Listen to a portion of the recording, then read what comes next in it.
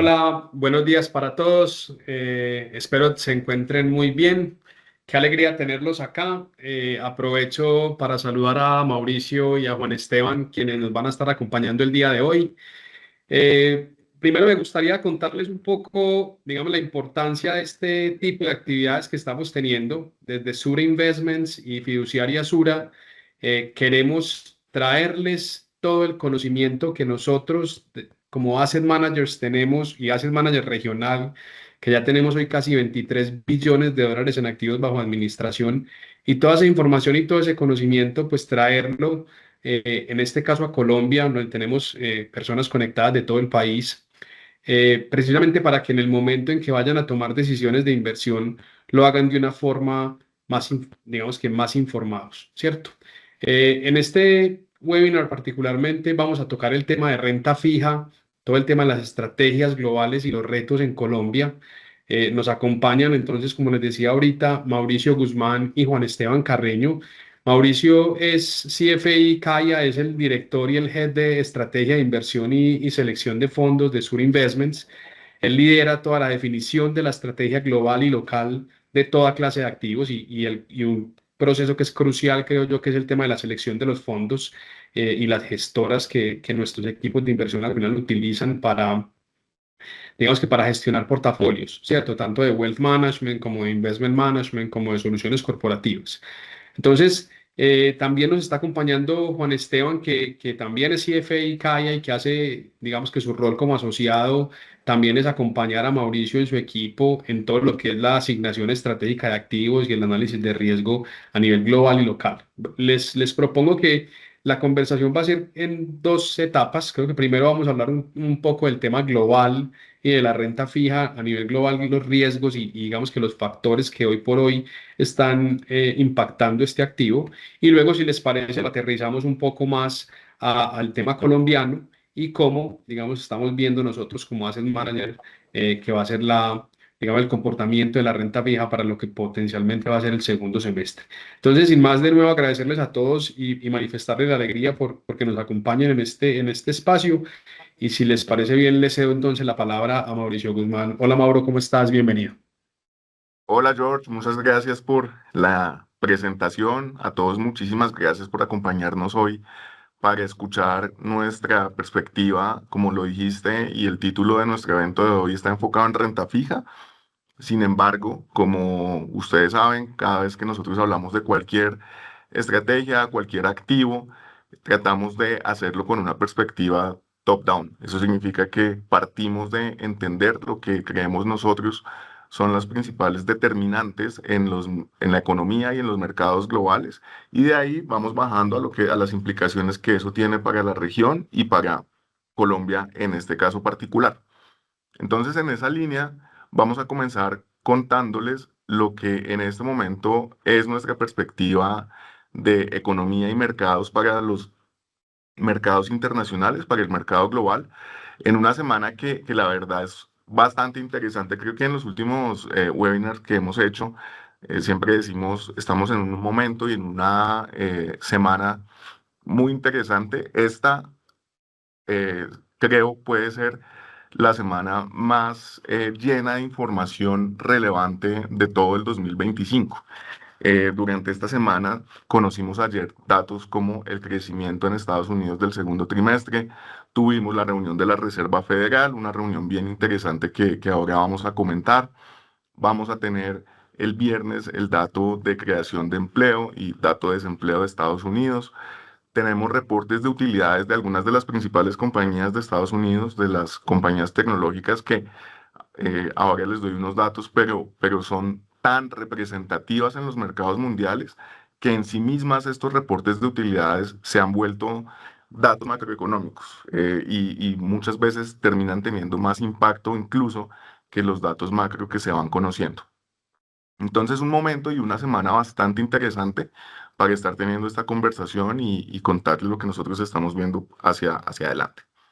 Primer mensaje, en términos de crecimiento económico mundial, vemos una desaceleración, les contaba ayer publicó Estados Unidos su dato de crecimiento del segundo trimestre, un crecimiento del 3%, que es un dato bastante sano para una economía del tamaño y la complejidad que tiene Estados Unidos. Hay que tener en cuenta que estos datos de crecimiento, tanto del primer como del segundo trimestre, tienen bastante ruido y proveniente de lo que fueron estos anuncios de aranceles del primer trimestre y que no se han terminado. ¿Por qué? Porque muchos de los agentes económicos en Estados Unidos lo que hicieron fue, ante la perspectiva de que se fueran a poner aranceles en la segunda parte del año, adelantaron sus compras, adelantaron sus importaciones y eso terminó impactando los números que vimos de crecimiento económico primer y segundo trimestre. No obstante, un crecimiento de 3% es bastante bueno y cuando vemos los detalles que explican ese crecimiento, lo que más llama la atención es que el consumo de los hogares en Estados Unidos sigue bastante bien. Las compañías siguen reportando que invierten, el componente de inversión también está manteniéndose sólido, con lo cual vemos una economía que si bien viene creciendo a un ritmo menor y creemos que es normal esperar que esto continúe así, es decir, que se desacelere frente a los niveles del 2024 y 2023, pues se mantenga en niveles positivos. Entonces, primero, crecimiento positivo, aunque menor.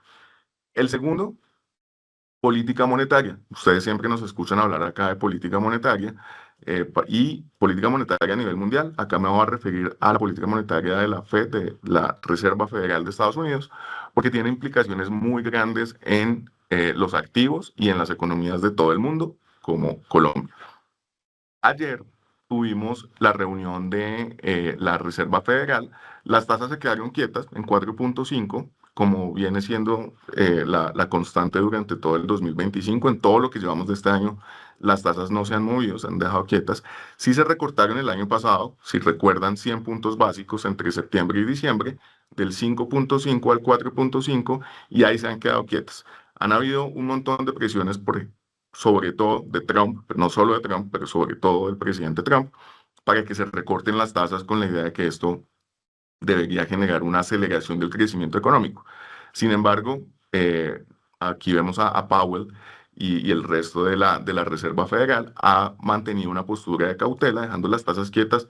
¿Por qué? Porque tienen la preocupación de que los aranceles que o sea, ya están funcionando, ya se están cobrando, se terminen trasladando a los precios de los bienes que compran los consumidores en Estados Unidos y eso genere una subida de la inflación.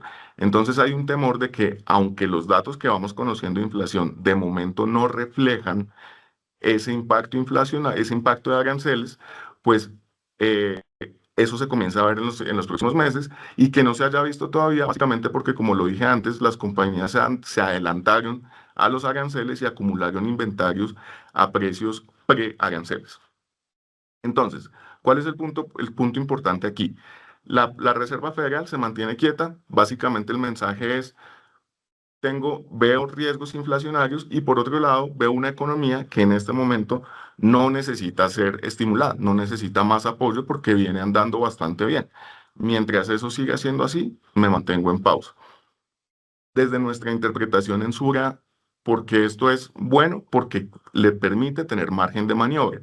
Es decir, si comenzamos a ver una economía que muestra signos preocupantes de debilidad, si el empleo se continúa deteriorando, ahí tenemos a la Reserva Federal que tiene con una tasa de 4,5, que está muy por encima de lo que ha estado en los últimos 20 años, pues podría llegar y acudir a apoyar a la economía y apoyar a los mercados con unos recortes de tasas.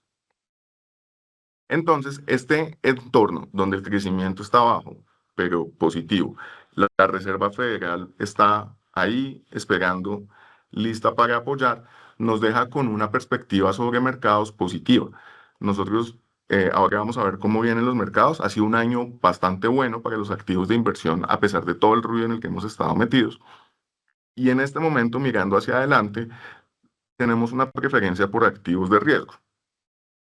Creemos que la renta variable y aquí de nuevo nos referimos a activos globales, la renta variable internacional tiene un potencial de crecimiento interesante, las utilidades de las compañías están creciendo, ahora nos referimos a lo que hemos venido conociendo de las principales compañías que han reportado. Entonces, una renta variable con potencial para seguir creciendo, si bien ya recuperó mucho o recuperó todo lo que cayó durante la peor parte del ruido de aranceles, pero la renta fija le vemos un poco más de retos a los tesoros específicamente, y entonces en ese relativo nos inclinamos por recomendar renta variable y estamos sobreponderando las acciones dentro de nuestros portafolios diversificados.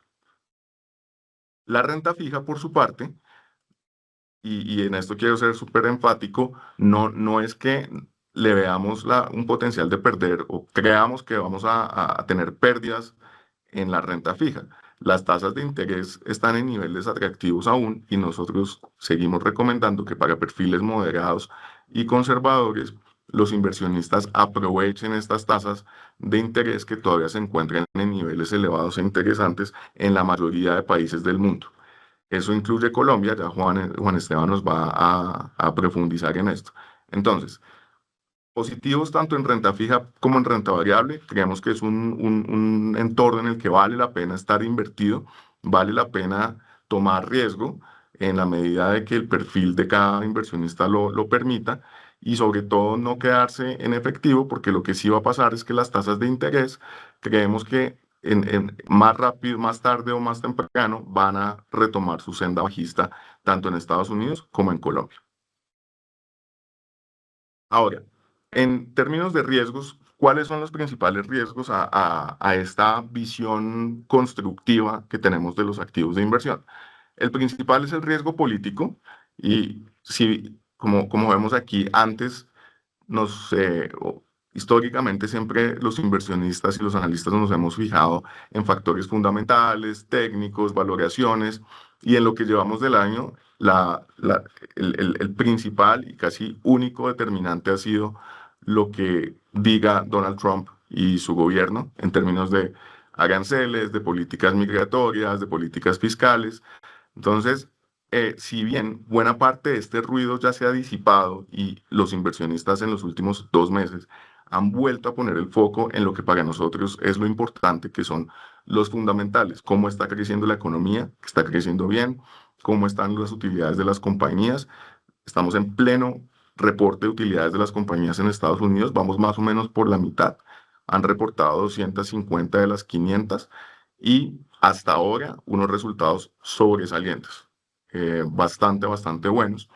Pero en medio de todo esto, seguimos teniendo bastante ruido alrededor de políticas económicas en Estados Unidos.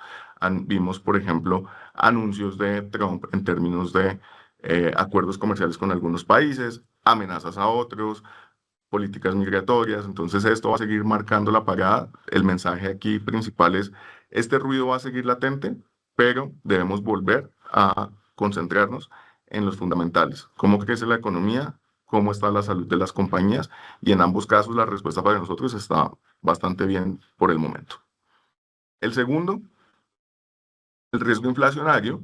Ya hay aranceles, no podemos olvidar que en este momento los aranceles, la tarifa promedio de aranceles en Estados Unidos está más o menos en 18% con los acuerdos que ya están vigentes, lo que ya se implementó. Venimos de una tarifa promedio de alrededor de 3% antes de que Trump se posesionara. Entonces, el aumento es bien significativo, y aquí la pregunta clave es: ¿quién termina pagando por estos aranceles? ¿Paga el país que le exporta a Estados Unidos? ¿Paga el país, las compañías que compran esos bienes en Estados Unidos y entonces reducen sus márgenes para no perder participación de mercado? ¿O lo pagan los consumidores porque las compañías le trasladan ese mayor arancel al precio final del producto? De momento no hay una respuesta a esto, pero si nos vamos, o sea, y digo no hay una respuesta porque la inflación no ha mostrado todavía claramente una subida, las utilidades de las compañías en Estados Unidos tampoco han mostrado un impacto negativo. Entonces, aparentemente todavía estamos por responder esta pregunta. Pero si nos vamos al 2018, cuando Trump hizo su primera ronda de nuevos aranceles, en ese momento más del 90% del arancel se trasladó a los precios finales. Entonces, Por eso vemos un riesgo inflacionario que también está viendo la Fed, como lo dije antes, y es la razón por la que ellos se han mantenido en esta postura de esperar y ver antes de recortar tasas. El tercero tiene que ver con el riesgo económico. Este es el que a nosotros más nos inquieta o nos mantiene atentos, y es que el mercado laboral se enfríe excesivamente. De momento no ha ocurrido, la tasa de desempleo en Estados Unidos está del orden del 4%, entre 4 y 4,2, en unos niveles que son bastante razonables. Mañana tenemos el dato de creación de empleo. Todos estamos muy atentos a qué pasa en esa creación de empleo. De momento ha venido sorprendiendo positivamente. En abril, los días del Día de la Liberación, se esperaba que las compañías comenzaran a congelar completamente sus contrataciones o a despedir personas. Eso no ha ocurrido por el momento y el mercado laboral se mantiene bastante sano, pero por allí viene el principal riesgo. Si la economía en Estados Unidos va a comenzar a enfriarse excesivamente, la señal donde primero lo vamos a ver es a través de las cifras de empleo. Y el cuarto es el riesgo de mercado, y acá nos referimos a que después de haber caído muy fuerte en abril los índices accionarios, después cuando comenzaron a anunciar los acuerdos, las acciones rebotaron completamente y hoy en día sí, vuelven a estar en valoraciones que se ven, la verdad, algo estiradas, algo costosas las acciones en algunos de los principales mercados, particularmente en Estados Unidos. Y lo segundo es que el mercado está tremendamente concentrado. En este momento, las siete compañías tecnológicas de las que se habla constantemente, representan 33% del índice accionario del índice Standard Poor's. O sea, un tercio de lo que pasa con el S&P 500 depende de lo que pasa con estas siete compañías. Y 21% del índice de acciones globales está concentrado en estas siete compañías. Entonces, esto para decir que lo que ocurra con estas compañías determina en buena medida lo que ocurre con nuestras inversiones, con nuestros portafolios de acciones globales. De momento, lo que viene pasando son noticias muy buenas. Ayer reportaron utilidades Microsoft y Meta, o Facebook, la compañía dueña de Facebook, eh, y reportaron muy por encima de lo que se esperaba. Se ve cómo la inteligencia artificial ya está comenzando a rendir frutos. Hasta ahora la historia había sido las compañías invierten y no está claro cómo están monetizando, cómo están rentabilizando esas inversiones en tecnología, en inteligencia artificial. Con los datos de ayer se notó cómo, por ejemplo, Meta está logrando aumentar sus ingresos por publicidad gracias al uso de inteligencia artificial. Entonces, producto de estas publicaciones de resultados, hoy esas dos acciones están subiendo del orden de 10% cada uno y están jalonando con ellas a todo el mercado porque pesan muchísimo. Entonces, por el momento esta concentración ha funcionado bien, pero claro, pone un riesgo que hay que tener en cuenta porque en el momento que comiencen, si es que comenzaran a decepcionar, también eso jalonaría al resto del mercado. Y por último, el riesgo geopolítico. Este año no hemos estado exentos de riesgos geopolíticos, ruido, hemos estado escuchando acerca del conflicto de Israel e Irán, Rusia, Ucrania, que continúan con su conflicto. Finalmente terminan siendo ruidos y aquí el mensaje sería, esto va a seguir presente, pero lo que nos muestra la historia es que al margen del costo y la tragedia humana de los conflictos, en términos estrictamente económicos y de mercado, estos riesgos geopolíticos tienden a tener un impacto muy transitorio y donde nos deberíamos enfocar es qué tanto tiene el potencial de impactar los precios de los commodities y con ello traducirse en una mayor inflación. Por el momento esto no ha sido el caso y por eso lo dejamos allí en el último escalón de nuestros riesgos a monitorear. Esa es la historia. Vamos a pasar muy rápido por algunas ideas adicionales para cerrar el capítulo global. En términos de políticas de Trump, que lo dije antes, ha sido lo que ha dominado la narrativa durante todo el 2025, aranceles, y es recordar que Trump hoy por hoy utiliza los aranceles no solo como una herramienta de política económica, sino básicamente para cualquier cosa. En las últimas semanas anunció 50% de aranceles a Brasil porque le pareció injusto el trato judicial que le dieron a Bolsonaro. Anunció 30%, amenazó con 30% de aranceles a India por comprarle armas a Rusia. Esta mañana anunció que no va a sancionar con aranceles a Canadá por su anuncio de que reconocería a Palestina como un Estado. Entonces, es una política económica que se usa con fines, con cualquier tipo de fin. Eso, más allá de que el mercado ya ha venido interiorizando lo que se denominó el taco trade, y es básicamente Trump amenaza y más adelante se echa para atrás.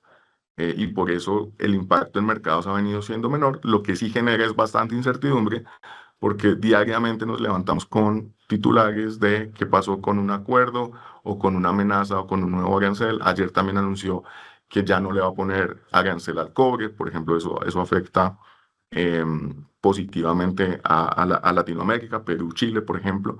Entonces, mucha incertidumbre, mucha volatilidad proveniente de este tema. Y por otro lado, políticas migratorias que siguen avanzando. Eso ha venido afectando fuerte a algunas industrias en Estados Unidos que dependen muchísimo de migrantes, específicamente construcción, agricultura, la hotelería y entretenimiento. Ahí más de la mitad de la fuerza laboral tiende a estar concentrada en migrantes. Y en últimas, este conjunto de políticas lo que genera es menor crecimiento económico, mayor inflación. Y ahí es donde la Fed y el resto de inversionistas nos mantenemos muy atentos a qué nueva información sale de aquí. Y por el otro lado, política fiscal acaba de aprobar su ley digamos, su reforma tributaria en la que hace un recorte de impuestos, lo que va a aumentar el déficit de más de 3 trillones, una cifra difícil de dimensionar en los próximos 10 años, pero en últimas lo importante acá es que más gasto fiscal es más presiones inflacionarias y al final lo que termina pasando, y aquí lo conecto con el tema de nuestro webinar de hoy, que es renta fija.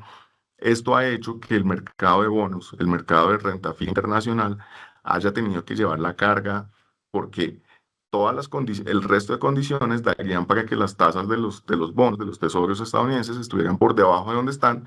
Y la principal razón que explica que no sea ese el caso ha sido esto, la política fiscal estadounidense, que sigue estando o sigue manteniendo presionadas las tasas al alza. Muy bien. Voy a pasar muy rápido por acá. Lo mencioné antes, la economía global viene sorprendiendo positivamente. En parte viene sorprendiendo positivamente porque en abril, marzo-abril, cuando arrancó toda la guerra comercial, las expectativas se desplomaron completamente y la realidad no ha sido tan mala como se esperaba, como en ese momento muchos economistas y analistas predijeron. Entonces, pues las sorpresas positivas vienen soportando la subida del mercado. Y en el plano inflacionario, perdón, en el campo de indicadores líderes económicos, lo que nos están mostrando en este momento es que en general apuntan a expansión, a que continúe esa expansión económica en los principales bloques económicos.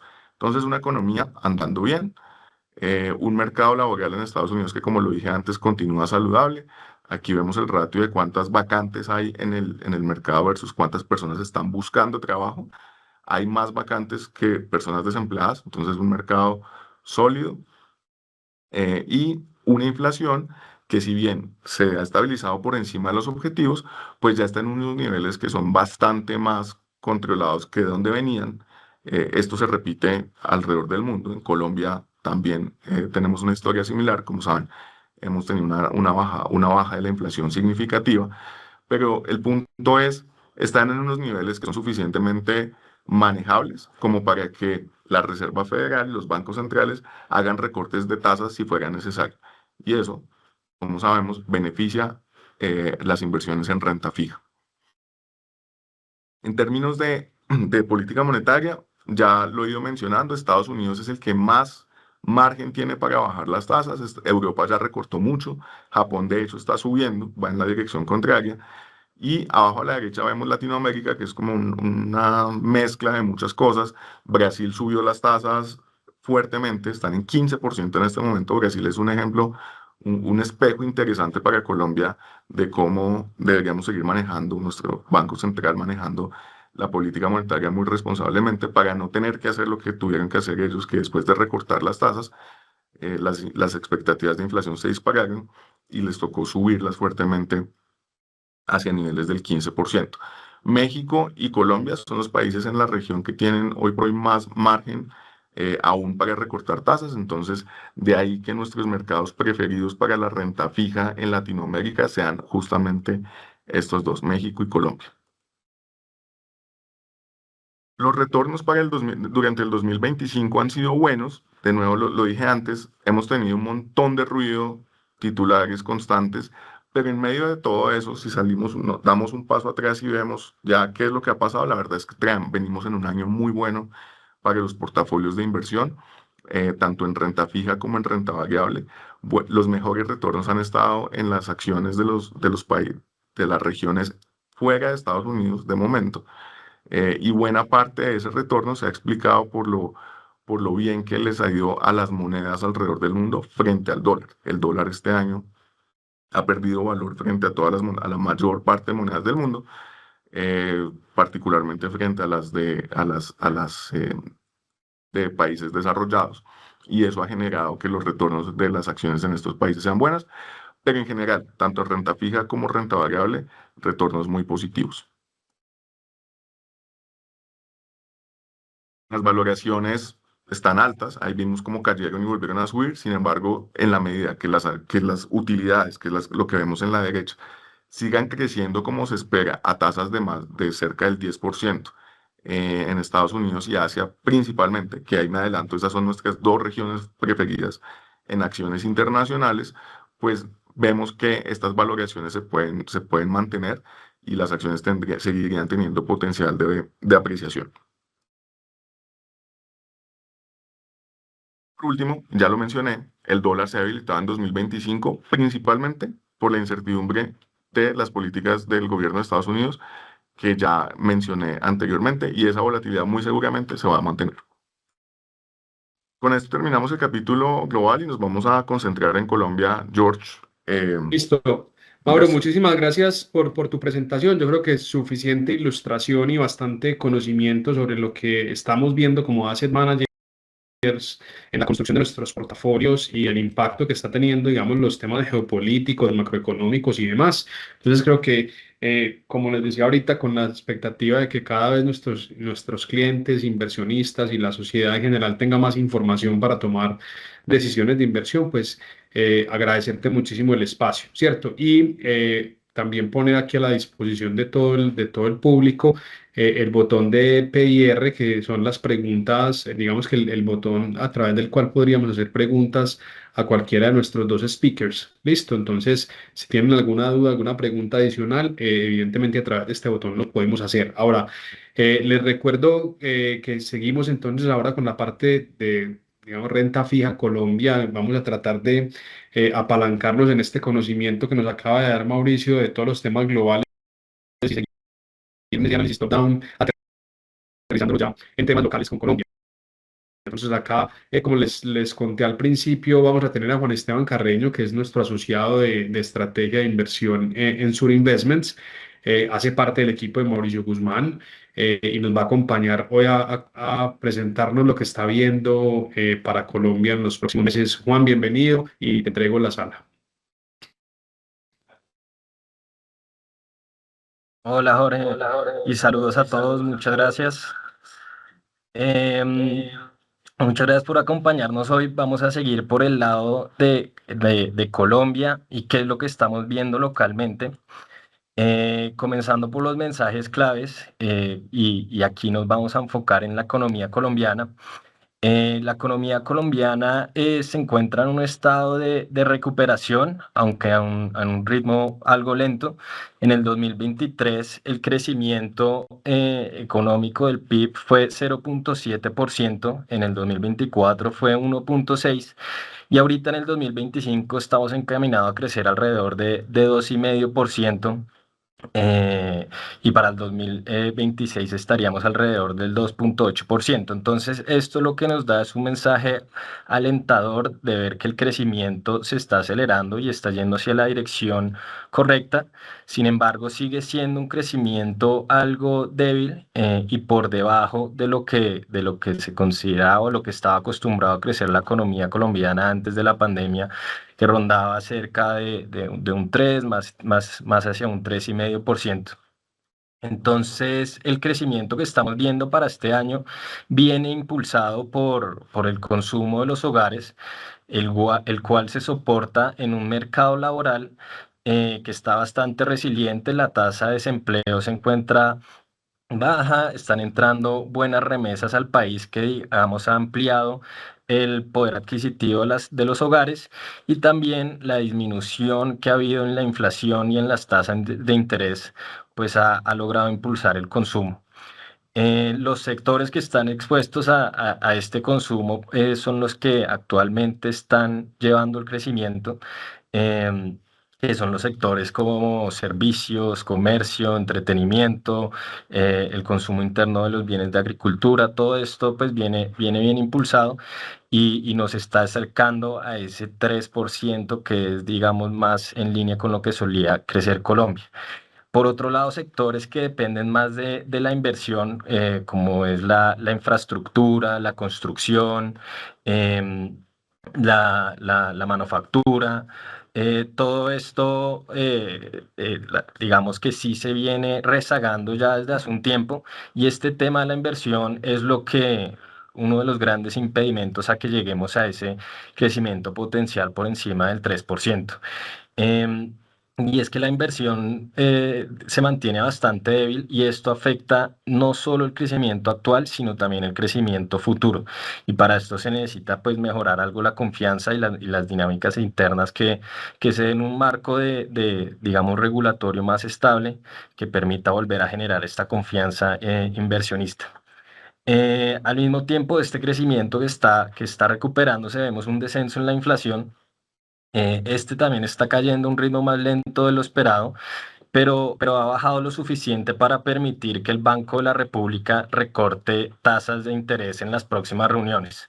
Actualmente la inflación anual se encuentra se encuentra en 4,8%. Se ha mantenido alta a lo largo del año por unos efectos de indexación, por el aumento del salario mínimo, por encima de la inflación del año pasado. La devaluación que tuvo el peso el año pasado también ha pesado algo en la inflación. Entonces, estos factores consideramos que pueden continuar afectando el ritmo de descenso, y sumado que el siguiente semestre la base estadística es menos favorable, por lo cual esperamos que la inflación cierre el año alrededor de estos niveles, alrededor del 4,8%, y que entre al rango objetivo del Banco de la República, que es entre 2 a 4% en el 2026. Em, Igual ha descendido de forma lo suficiente para permitir que el Banco de la República recorte tasas en las próximas reuniones. Esperamos aproximadamente unos 3 recortes en lo que queda del año, lo que ubicaría la tasa en 8,5%, y que en el 2026 estos recortes continúen acercándola a un 7,25 para cerrar el 2026. Entonces, el resumen de este contexto macro es que vemos un crecimiento saludable y unas tasas y una inflación descendiendo, lo cual es favorable para los mercados, tanto de renta fija como de renta variable. Y con esto pasamos al segundo mensaje que tenemos, y son las finanzas públicas, que así como estamos viendo unos buenos fundamentales macro, por el lado de finanzas públicas vemos los mayores riesgos y apuntan a tener algo de precaución. Las finanzas públicas se han ido deteriorando progresivamente. Cerramos el 2024 con un déficit de 6,8%, y muchas dudas si se cumplió o no la regla fiscal. Y para este año, el mes pasado, el gobierno publicó el marco fiscal de mediano plazo, que reveló que que iba a suspender la regla fiscal y que el déficit para este año iba a apuntar a 7,1%. Incluso hay dudas de que si se va a cumplir este 7,1%, ha sido sistemático que los ingresos sorprendan a la baja y que el gasto sorprenda a la alza. Entonces hay dudas sobre este cumplimiento, que muestra pues ese deterioro fiscal que está viviendo la economía colombiana, y recientemente el gobierno esta semana presentó el presupuesto para el 2026, un presupuesto de 557 billones que incrementa 6% sobre el presupuesto del 2025. Y aquí lo problemático, lo que vimos como algo de, digamos, de riesgo, es que ancló este presupuesto a una reforma tributaria por 26 billones. Recordemos que para el presupuesto del 2025 el gobierno hizo lo mismo, presentó su presupuesto, pero también dependiente de una reforma tributaria por 12 billones que no fue aprobada, por lo que el presupuesto se pasó desfinanciado. Entonces, este año está intentando hacer lo mismo con un monto mayor y aún un año preelectoral. Por lo tanto, vemos difícil que sea aprobado esta reforma tributaria para financiar el presupuesto, y lo más probable que vemos es que el presupuesto nuevamente pase desfinanciado, lo que se traduce en mayores déficits, mayor deuda, y que puede afectar pues, las tasas de interés. Entonces, el presupuesto no refleja un plan de austeridad, que es lo que se le ha recomendado al gobierno desde varios frentes. El Comité Autónomo de Regla Fiscal emitió un concepto desfavorable para este plan financiero del 2026. Em, por lo tanto, consideramos que pues, es un riesgo, y esto lo ha visto el mercado, esto lo han visto las calificadoras de riesgo, que ya redujeron la calificación de riesgo de Colombia, y el mercado también pues, ha reaccionado ante estos riesgos fiscales, en un aumento en la prima de riesgo, pero también en que las tasas de interés y de los TES y de la deuda pública pues, se mantengan elevadas. Entonces el panorama fiscal lo vemos como un riesgo económico, y unos vientos en contra digamos, a los mercados que toca monitorear. Con esto pasamos al tercer mensaje que tenemos, que va en relación al ruido político. Em, Acabamos de comenzar el último periodo legislativo del gobierno de Petro. Venimos de un periodo legislativo con bastante ruido político, donde hubo un enfrentamiento entre la rama ejecutiva, que es la presidencia, y la rama legislativa, que es el Congreso.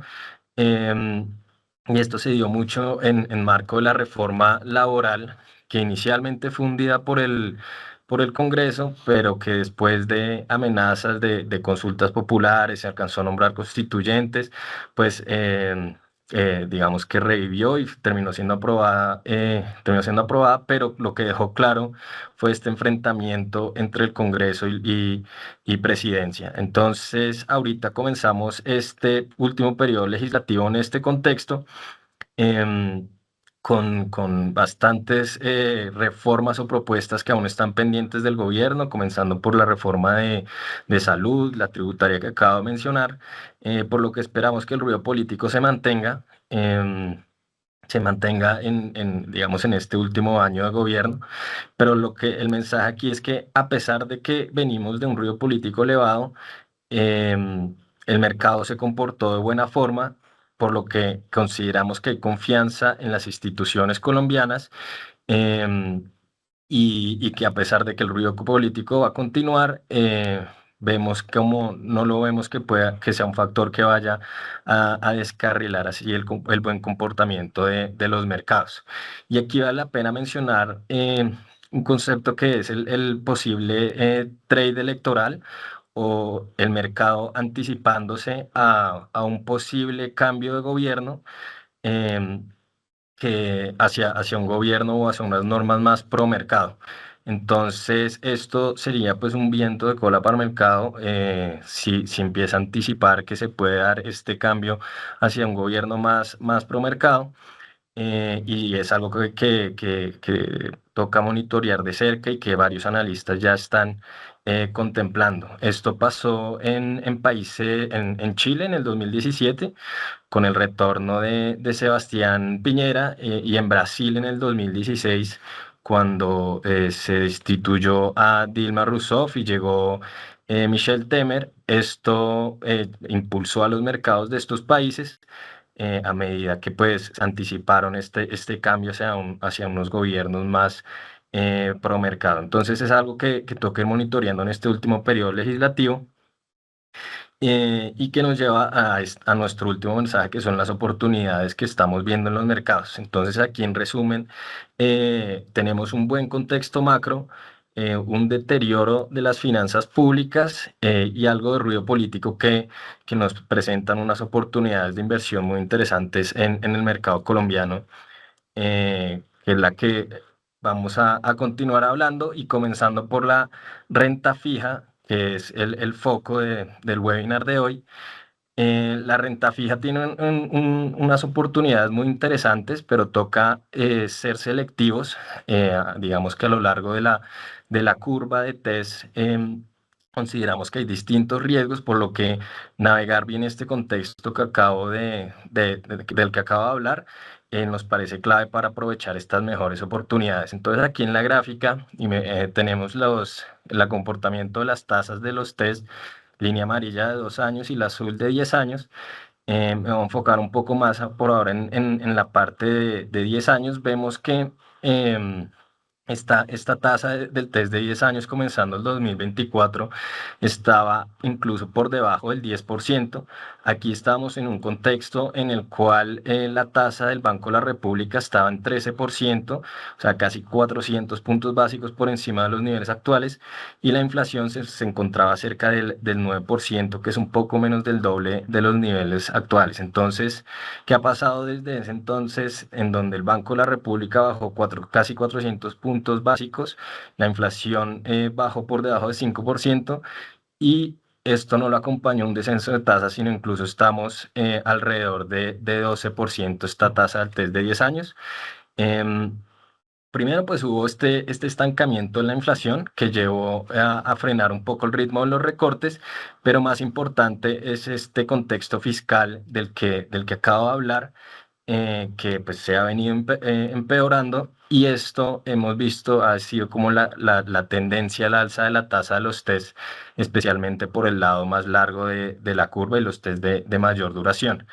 Llegamos ya a unos niveles actuales que casi llegan al 13%, y aquí es donde toca preguntarse si es posible que siga subiendo o si ya llegamos al techo. Y ahí como lo vemos es que va a depender de la situación fiscal. Si la situación fiscal continúa deteriorándose, es posible que pues estas tasas continúen al alza. Sin embargo, aquí vale la pena aclarar que más allá de que si supera el nivel de 13% con una inflación por debajo del 5%, es una tasa real muy atractiva en donde seguramente entrarán compradores y pueden limitar esta alza de las tasas. Entonces, eh, consideramos que igual hay algo de riesgos al alza, pero pues se encuentran niveles elevados. em, pero sí se llegan a cumplir los pronósticos del déficit, que son, digamos que no hay más sorpresas al alza, sí podríamos verlas manteniéndose en los niveles actuales. La línea amarilla, el test de 2 años, digamos que la alza ha sido menos pronunciada a medida que son menos sensibles a este tema fiscal, em, y más sensible al tema de la inflación y los recortes del Banco de la República, que es, como ya mencioné, es un viento a favor que estamos viendo. Acá para mencionar que ha sido un tema bastante nombrado. Recientemente vimos una valoración que tuvieron los test, especialmente en este lado largo de la curva, em, y esto lo vimos atado a esta estrategia de financiación que tuvo el gobierno y a este manejo de deuda pues, que está realizando o que está proponiendo hacer el gobierno, en donde lo que busca es mejorar la caja, reducir el costo de la deuda y aliviar un poco estas presiones de financiamiento que tienen en corto plazo, ganando algo de tiempo, que lo está tratando de hacer mediante unos canjes de deuda de distintos plazos, pero también una estrategia que llamó la atención y es buscar créditos en la banca internacional en dólares para ser pagados en un año en francos suizos. Entonces, básicamente aquí lo que está tratando de hacer es aprovechar estas tasas bajas de Suiza para comprar test de mayores tasas aquí digamos baratos aquí en Colombia. Entonces, esto de por sí tiene algunos riesgos. El principal es un riesgo cambiario. A medida que el peso se puede desvalorizar, de aquí a un año y pagar ese crédito, digamos, se volvería más difícil. También hay un riesgo de financiamiento, si las tasas pues llegan a aumentar y se quiere refinanciar este crédito, pues sería un mayor costo y también un riesgo de mercado de que los test que se estén comprando con estos recursos pues se desvaloricen de aquí a allá. Entonces, por el momento creemos que el mercado se lo ha tomado bien. También por algo de especulación, intentando anticipándose a estas digamos, jugadas del gobierno, aunque ahora sí vemos que ha vuelto a haber algo de incertidumbre de que sí se va a implementar esa estrategia, en qué magnitud, con qué condiciones, por lo que hemos visto muy reciente que sí el TES ha vuelto cercano a estos niveles del 12% desde 10 años. Entonces, em, digamos que esta estrategia al gobierno, si le ayuda a mejorar su flujo y las condiciones, pues bienvenidas, pero el problema de fondo es que si sigue gastando y aumentando su gasto y aumentando el déficit, creemos que es un problema estructural detrás y que más allá de las estrategias de manejo de deuda, pues van a ser un riesgo que va a continuar afectando, digamos, este lado largo de los TES. Entonces, con esto digo que estamos algo precavidos con los test de mayor duración por el tema fiscal. Sin embargo, más en la parte corta de la curva estamos viendo las mejores oportunidades sobre los test. Estos test, digamos, de menor duración, cortas y medias, se encuentran en unos niveles muy atractivos y que se pueden beneficiar de este ambiente macro favorable del cual mencioné, en donde hay una economía recuperándose, una inflación disminuyendo y el Banco de la República recortando tasas. Entonces, así como vemos los fundamentales de las duraciones largas complicadas, para los de menor duración, estamos viendo unos buenos fundamentales apoyados en esta inflación, que digamos es esta gráfica de la izquierda, en donde vemos la inflación cómo ha ido descendiendo y que esperamos que continúe así sea un ritmo lento. Y en la de la derecha es el pronóstico de la tasa del Banco de la República, que esperamos que continúe bajando. El pronóstico para este año ronda el 8,5, pero ya el siguiente es cercano al 7%. Entonces, esto debe beneficiar a estos activos de menor duración, por lo tanto, es nuestra preferencia aquí dentro de la renta fija colombiana. Em, Menciono rápidamente lo que estamos viendo en renta variable. En renta variable tenemos unas perspectivas positivas. Renta variable colombiana me refiero. Aquí, como se ve en la gráfica de la izquierda, Colombia ha tenido uno de los mejores desempeños del mundo y de la región. O sea, ahí la estamos comparando contra el índice latinoamericano y se ve el amplio margen que le ha sacado la bolsa colombiana.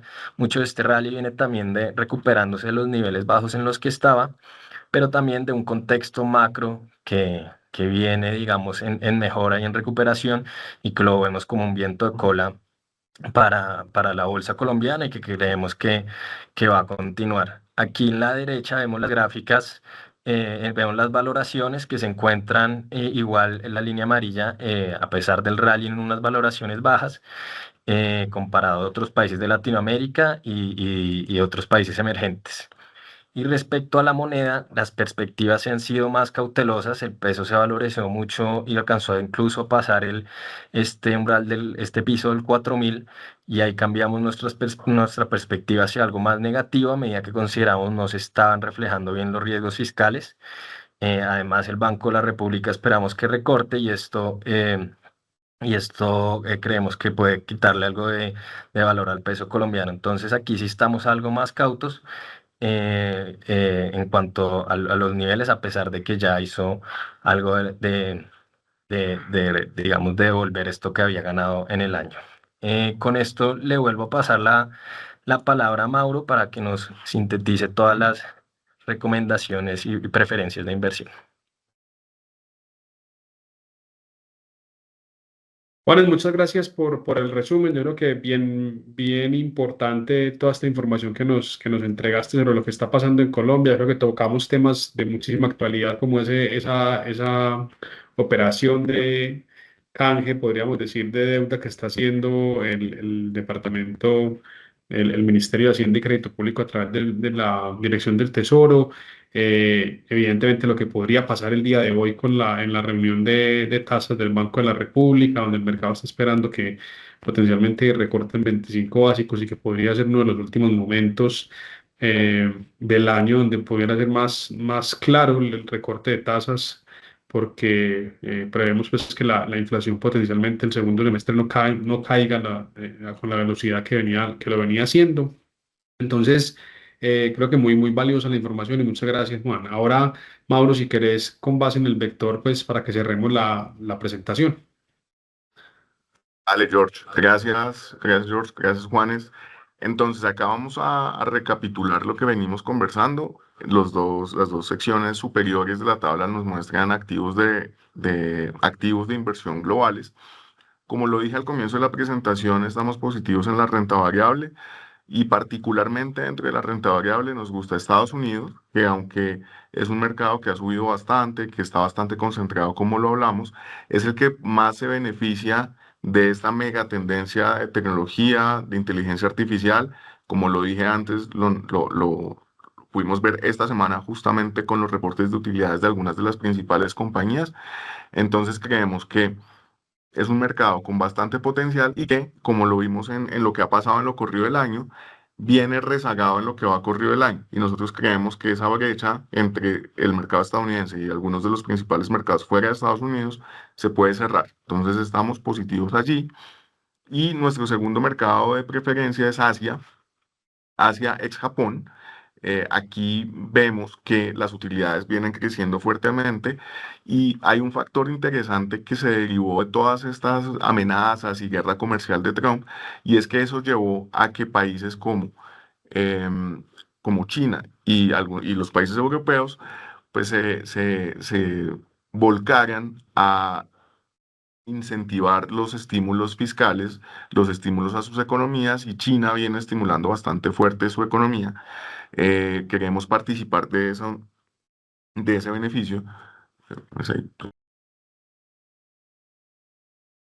viene bien. Y lo otro